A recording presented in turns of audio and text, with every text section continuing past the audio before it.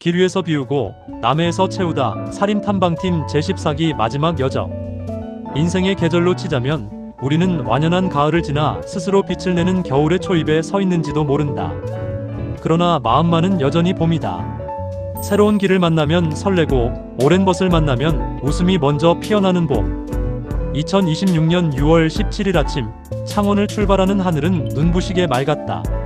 살인 탐방팀 제14기의 마지막 공식 탐방을 떠나는 뜻깊은 날. 전체 회원 39명 가운데 27명의 회원이 함께했다. 버스에 오르자마자 여기저기서 반가운 목소리가 터져나왔다. 오늘은 비 안 오겠지? 마지막 탐방인데 날씨가 우리 편이네. 누군가는 도시락보다 많은 간식을 챙겨왔고 누군가는 오랜만에 만난 회원의 손을 꼭 잡으며 안부를 물었다. 30여 년 넘게 공직이라는 이름으로 지역과 도민을 위해 헌신했던 사람들. 그러나 이날만큼은 직함도 책임도 잠시 내려놓고 순수한 여행자가 되었다. 버스 안에는 퇴직자의 쓸쓸함 대신 청춘의 웃음이 가득했다. 돌아보면 제14기의 8번 탐방은 단순한 관광 일정이 아니었다. 봄꽃이 흐드러진 길을 함께 걸었고 계곡과 숲길에서 계절의 변화를 느꼈으며 역사와 문화가 살아 숨쉬는 현장을 찾아 삶의 의미를 되새겼다. 그 과정에서 우리는 전직 동료를 넘어 서로의 건강을 걱정하고 기쁨과 슬픔을 나누는 또 하나의 가족이 되었다. 그리고 이제 그 아름다운 여정의 마지막 장을 넘기기 위해 남해로 향하고 있었다. 첫 목적지는 남해 금산 보리암이었다. 신라의 고승 원효대사가 수도하였고 조선을 개국한 태조 이성계가 백일기도를 올렸다는 영험한 산. 남해 바다를 품은 금산은 마치 한 폭의 수묵화 같았다. 가파른 계단을 오르며 회원들의 이마에는 땀방울이 맺혔지만 누구 하나 힘들다는 말을 하지 않았다. 이 정도 계단쯤이야 아직 청춘 아이가. 오히려 서로를 격려하며 웃음이 이어졌다. 마침내 도착한 보리암. 보리는 깨달음을 뜻한다. 대한민국 3대 관음성지 가운데 하나인 해수관음 보살상 앞에서 회원들은 자연스럽게 두 손을 모았다. 평생을 조직을 위해 살았고 가족을 위해 살았고 지역사회를 위해 살아온 사람들. 정작 자기 자신을 위해 기도한 시간은 얼마나 되었을까. 누군가는 자녀의 행복을, 누군가는 배우자의 건강을, 또 누군가는 지나온 삶에 대한 감사와 남은 생의 평안을 기도했을 것이다. 기도를 마친 뒤 바라본 남해 바다는 끝없이 넓고 푸르렀다. 그러나 나라의 시조를 모신 단군 성전을 지나 정상 봉수대에 도착했을 때 맑던 하늘은 어느새 안개와 구름으로 가득 차 있었다. 한치 앞도 보이지 않는 풍경. 문득 젊은 시절 행정의 최일선에서 주민들의 목소리를 듣고 도정에 전달하기 위해 뛰어다니던 시간들이 떠올랐다. 봉수대가 변방의 소식을 중앙에 전하던 곳이었다면 우리는 도민들의 삶과 행정을 이어주는 또 하나의 봉수대였는지도 모른다. 그 높은 곳에서 인생 또한 생각했다. 안개가 시야를 가릴 뿐 산과 바다가 사라지는 것은 아니다. 인생도 마찬가지다.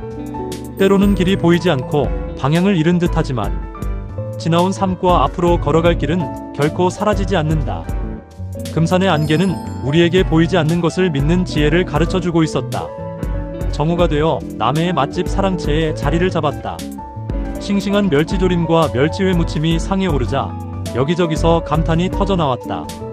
역시 남해에 오면 멸치를 먹어야지. 정겨운 잔이 오가고 웃음꽃이 피어났다. 젊은 시절에 치열했던 행정 경험담이 최고의 안주가 되었고 손주의 재롱과 건강 이야기가 자연스럽게 화제가 되었다. 한 회원은 이렇게 말했다. 퇴직하고 나면 사람 만나기가 쉽지 않은데 탐방팀 덕분에 삶이 훨씬 풍성해졌습니다. 또 다른 회원도 웃으며 말했다. 우리는 직장을 떠났지만 인연은 퇴직하지 않았습니다. 그 말에 모두가 박수를 보냈다. 그런데 식사를 마치고 일어설 무렵 하늘은 기다렸다는 듯 굵은 빗줄기를 쏟아냈다. 당초 계획했던 일정 변경이 불가피했다. 하지만 누구도 아쉬워하지 않았다. 비도 여행의 일부지. 비가 오면 비를 즐기면 되는 거 아이가. 평생 수많은 위기와 변화를 겪어온 사람들답게 모두 담담했다. 그렇게 향한 곳이 남해 유배문학관이었다.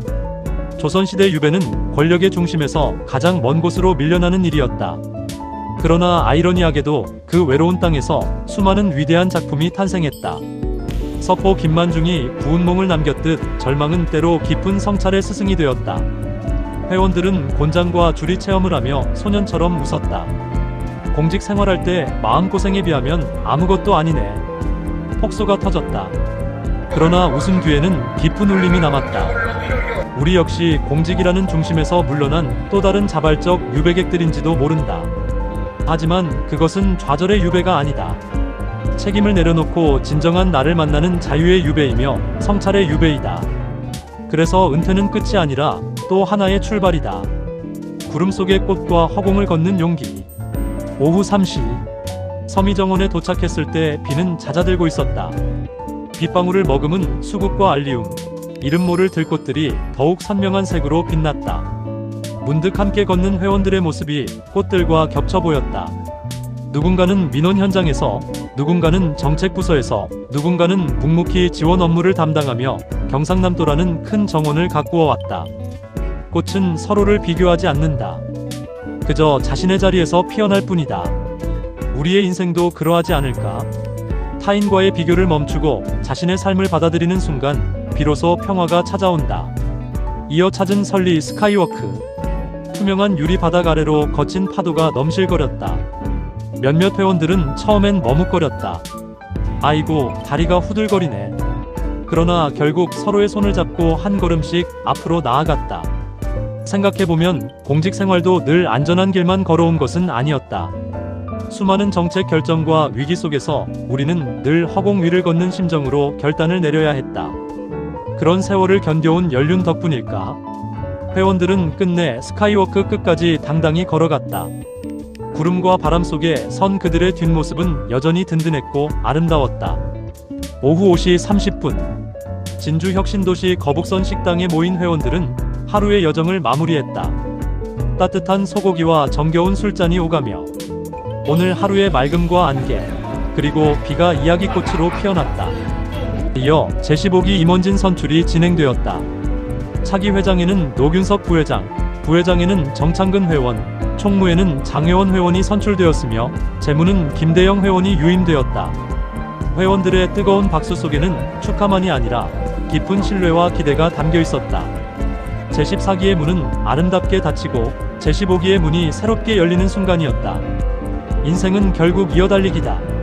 누가 먼저 달렸느냐보다 더 중요한 것은 바통을 믿고 맡길 수 있는 동료가 있다는 사실이다. 창원으로 돌아오는 버스 안. 창밖에는 어느새 깊은 어둠이 내려앉았다. 그러나 회원들의 얼굴에는 묘한 평온함과 넉넉함이 깃들어 있었다. 오늘 우리는 단순히 남해의 명소를 둘러본 것이 아니다. 금산에서는 겸손을 배웠고, 유배문학관에서는 비움을 배웠으며, 서미정원에서는 순리를 배웠고, 스카이워크에서는 용기를 배웠다. 그리고 무엇보다도 청춘을 바친 일터를 떠난 뒤에도 여전히 곁을 지켜주는 동료의 소중함을 다시 확인했다.